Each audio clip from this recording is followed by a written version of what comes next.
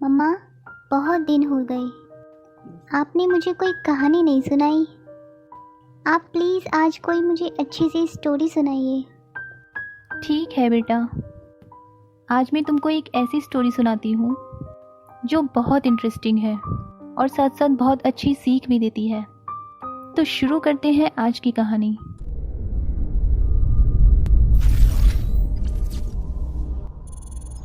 एक वृद्ध व्यक्ति अपने बहू बेटे के यहाँ शहर रहने गया।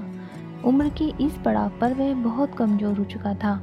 उसके हाथ कांपते थे और दिखाई भी कम देता था। वो एक छोटे से घर में रहते थे। पूरा परिवार और उसका 4 साल का पोता एक साथ डिनर टेबल पर खाना खाते थे। लेकिन बूढ़ा होने के कारण उस व्यक्ति को खाने में बड़ी दिक्कत होती थी। कभी खाते वक्त सब्जी उसकी चम्मच से निकलकर फर्श पे बिखर जाती, तो कभी हाथ से दूध छलककर मेज पोश पर गिर जाता। बहू बेटे कुछ दिन से सब सहन करते रहे, पर अब उन्हें अपने पिता की इस काम से चिढ़ होने लगी थी। एक दिन उस आदमी ने कहा, हमें इनका कुछ करना होगा।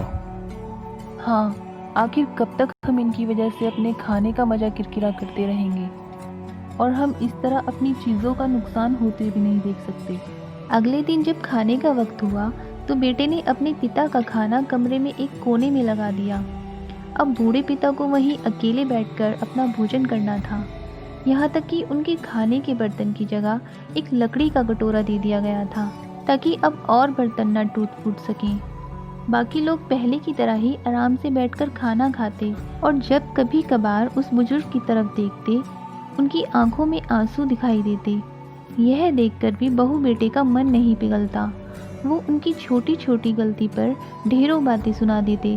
वहाँ बैठा बालक भी यह सब बड़े ध्यान से देखता रहता और अपने में मस्त रहता। एक रात खाने से पहले उस छोटे बालक को उसके माता पिता ने जमीन पर कुछ करते हुए देखा और पूछा, अरे ये तुम क्या बना रहे हो?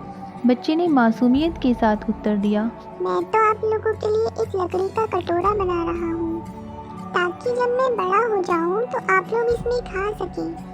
इतना कहकर वह अपने काम में लग गया।